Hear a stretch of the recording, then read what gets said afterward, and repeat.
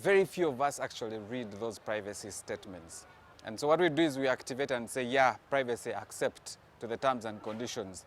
As you download the app, it says, I want to access your images, accept. I want to access your contacts, accept. I want to access. So you accept all these things without knowing what that actually means.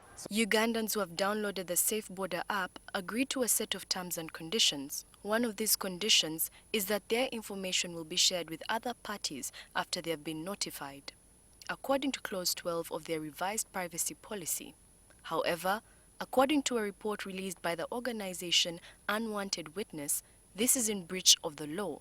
Notice that they were using a certain Facebook app to collect people's data.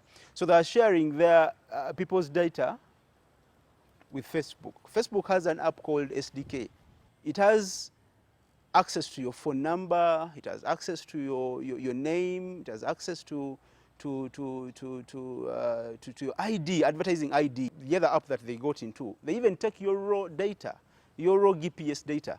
Now, if someone takes your raw GPS data, they have your name, they have your email address, they have perhaps they can even get into your advertising ID. The data shared helps companies market goods and services and also carry out campaigns among other possible users. On the other hand, this raw data also poses a security threat. Any wrong element can pick on you, and that's why you find people asking, how did this guy get to know me? How did they follow me? Because the raw GPS data have some of those common points that you usually move, from NTV to your home. While an app user might consent to the privacy policy, transparency is key between the user and the company. But where you think you're going to have this data used for other resources, your users need to sign off a consent.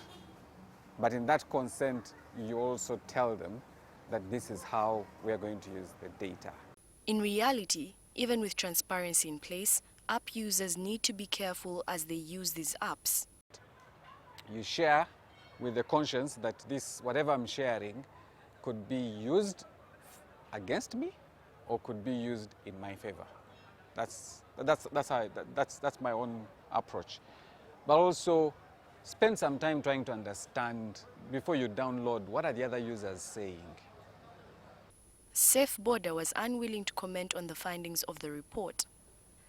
A year ago, Uganda became the first East African country to recognize privacy as a fundamental human right when the Data Protection Law was passed, Data Protection and Privacy Policy Act 2019. Its aim was to protect individuals and their personal data by regulating processing of personal information by state and non-state actors within and outside Uganda.